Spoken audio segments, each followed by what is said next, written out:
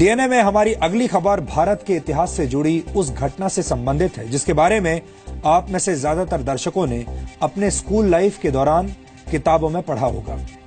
हालांकि स्कूल में पढ़ी इतिहास की किताबों और उसमें बताई गई घटनाओं पर वक्त की धूल चढ़ने लगती है और लोग अक्सर उन ऐतिहासिक घटनाओं को भूल जाते हैं। लेकिन हमारा मानना है कि किसी भी समाज के लिए इतिहास का महत्व अमूल्य है। इसलिए आपने ध्यान दिया होगा कि हम डीएनए में अक्सर ऐतिहासिक महत्व से जुड़ी खबरों को प्राथमिकता देते हैं और उन्हें आधुनिक संदर्भ में दिखाते हैं ताकि आपका ज्ञानवर्धन हो और आपके अंदर गर्व की भावना आए। ऐतिहासिक महत्व से जुड़े हमारे फ्राइडे स्पेशल टेस्ट के केंद्र बिंदु में छाछरो है।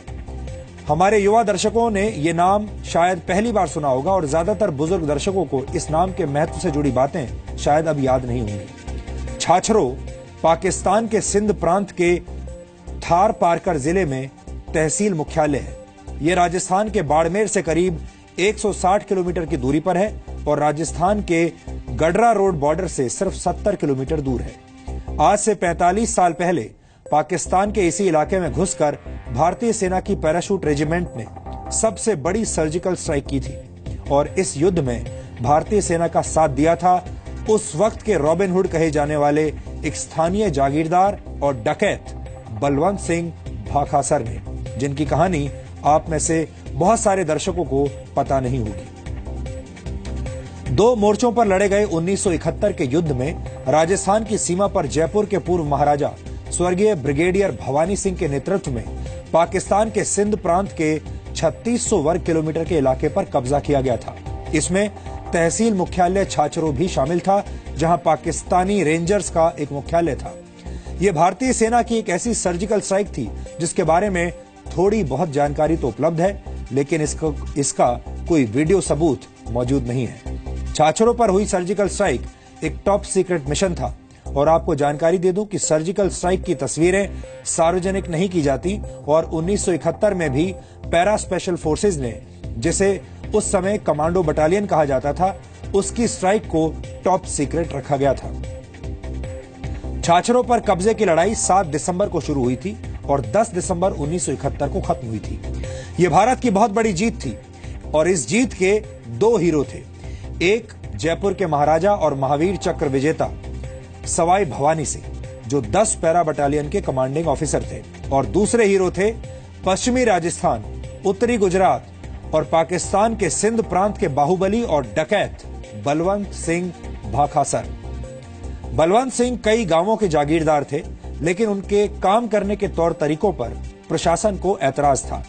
उन पर 60 और 70 के दशक में कई हत्याओं और लूटपाट के आरोप थे और कई मुकदमे भी उन पर दर्ज थे।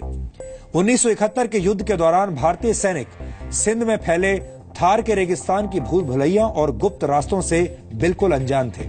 ऐसे में लेफ्टिनेंट कर्नल भवानी सिंह ने डकैत बलवंत सिंह से मदद मांगी। बलवंत सिंह पाकिस्तान सीमा के 100 किलोमीटर के दायरे से बहुत अच्छी तरह वाकिफ थे। बलवंत सिंह पाकिस्तान के सिंध प्रांत में अक्सर आते जाते रहते थे, इसलिए उन्हें पाकिस्तान के उस इलाके के हर मोड़ और रास्ते के बारे में पूरी जानकारी थी। सिंध में रहने की वजह से बलवंत सिंह के स्थानीय लोगों से अच्छे संपर्क और संबंध हो गए थे और वो भी उनकी मदद के लिए हमेशा तैयार रहते थे। भवानी सिंह ने इस डकैत पर भरोसा किया और बलवंत सिंह के भरोसेमंद गाइड्स की मदद से भारतीय सेना थार के रेगिस्तान में घुसी और सरहद पार करके खामोशी से अपने लक्ष्य तक पहुंच गई। यह हमला इतना सटीक था कि छाछरों में तैनात पाकिस्तानी सैनिकों को लगा कि शायद उनकी ही सेना उनकी मदद के लिए आ रही है। भारतीय सेना केवल छाछरों पर कब्जा करके नहीं रुकी, सेना इससे भी आगे बढ़ती रही और आगे पाकिस्तान का तोपखाना था जिसका मुकाबला जीपों पर सवार भारतीय सैनिक नहीं कर सकते थे। इसके लिए भारतीय सैनिकों ने एक ऐसी चाल चली जो पूरी तरह कामयाब रही और इस चाल के बारे में भी मैं आपको आगे बताऊंगा। बस आप इतना समझ लीजिए कि केवल 4 दिनों में दुश्मन के इतने बड़े इलाके पर कब्जा करना कोई साधारण काम नहीं था। भारतीय सेना ने 1971 के पूरे युद्ध में इतना बड़ा कब्जा कहीं और नहीं किया था। देश हित के लिए काम करने की वजह से भारत सरकार ने बाद में डकैत बलवंत सिंह के खिलाफ दर्ज सभी मुकदमे वापस ले लिए और उन्हें राष्ट्रभक्त मानकर 2 हथियारों का ऑल इंडिया लाइसेंस भी प्रदान कर दिया गया। आज का फ्राइडे स्पेशल डीएनए टेस्ट सच्चे देशभक्त हिंदुस्तानियों को हैरान करने के साथ साथ गर्व करने का भी मौका देगा। इसके लिए हमारी टीम राजस्थान के बाड़मेर गई और वहां से इतिहास के पन्नों में लिखी सुनहरी जीत के सबूत हमने इकट्ठा किए। इस हमले के बारे में ज्यादा जानकारी उपलब्ध नहीं है, इसलिए हमारी टीम को बहुत मेहनत करनी पड़ी, लेकिन हमारी मेहनत कामयाब रही और जी न्यूज के संवाददाता कृष्ण मोहन मिश्रा आखिरकार उस घर तक पहुंच गए जहां से 1971 के युद्ध में छाछरों की जीत वाली खुशबू आज भी महसूस की जा सकती है।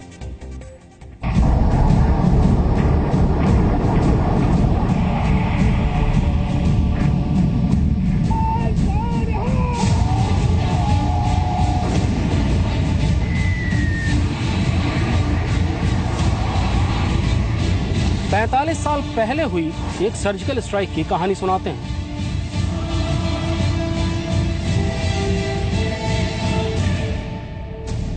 ये आज से ठीक 45 साल पहले हुई एक सर्जिकल स्ट्राइक की कहानी है। ये स्ट्राइक 6 दिसंबर 1971 से 10 दिसंबर 1971 यानी 4 दिन तक चली थी। इस अकेले हमले ने पूरे युद्ध में सबसे ज्यादा जमीन जीती थी। ये हौसलों, रफ्तार और रणनीतिक चालों की ऐतिहासिक कहानी है। सितंबर के महीने में एलओसी के पार हुई भारतीय सेना की स्पेशल फोर्सेस की सर्जिकल स्ट्राइक की पूरी दुनिया में चर्चा हो रही है। आज हम आपको 45 साल पहले हुई एक सर्जिकल स्ट्राइक की कहानी सुनाते हैं। इस कहानी में थार का रेगिस्तान है, एक राजा है और एक राजस्थानी रॉबिन हुड है। यह सर्जिकल स्ट्राइक दुश्मन के इलाके में 2 या 4 किलोमीटर नहीं 40 किलोमीटर से ज्यादा दूर पर की गई थी।